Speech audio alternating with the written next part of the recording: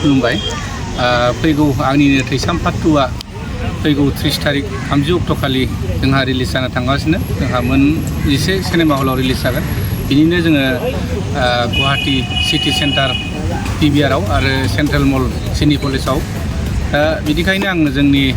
बे गुवाहाटी जिल्ला बा गुवाहाटीनि थासारि बर'फोरखौ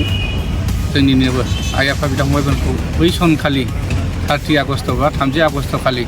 आंनि बे थैसाम पार्ट 2खौ नायहैनो थाखाय आं गुरै खावलायना थाबाय जाहाथे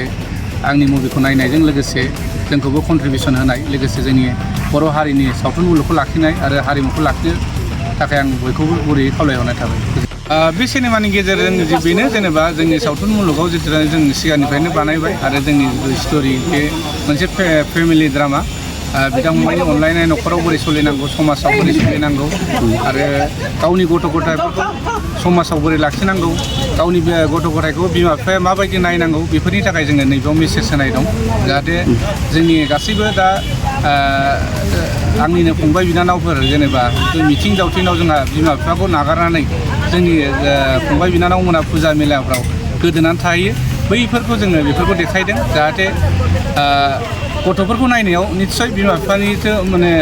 गोनांथि आरो गथ'फोरखौ सानना जे आंनि गथ'आ गाज्रि जादों खिन्थु जों मावनांगौ हाबाया बिमा बिफानि सायावसो थायो आरो बेफोरनो जों नैबे सावथुनाव दिन्थिनाय जादों आरोखि प्रडाक्सनाव थाङाखै आंनिनो गावनिनो हम प्रडाक्सन आरो फिल्म प्रडाक्सनाव नैबे थैसाम पार्ट 2खौल' बरननाय जादों सिगाङावहाय गोबां सावथुन बरनबाय बिनि गेजेराव जोङो लकडाउन जानानै 5 बोसोरसो गेप्स थादोंमोन बे सिनेमाखौ जोङो ओरैहाय क'क्राझार बङाइगावनि इउनिभार्सेल रङिया गल्ड सिनेमा आरो मंगलदै गल्ड सिनेमा टंला साया सिनेमा हल बिश्वनाथ सारियाली फाबै सिनेमा हल इटानगराव जों देखायगोन टेनजित सिनेमा हलाव देखायगोन आरो लखिमपुराव जोङो गल्ड बिश्व सिनेमा हलाव देखायनाय जागोन गासै मोन 17टा जों सिनेमा हलाव 30 आगस्ट खालि देखायनो थांगासिनो बे सिनेमाखौ नायनो थाखाय जोङो फैगौ जोंनिया 30 तारिख शुक्रबाराव रिलिज जागोन नालाय बेनिखायनो मंगलबार बा बुधबारनिफ्राय बुक माइ श'आव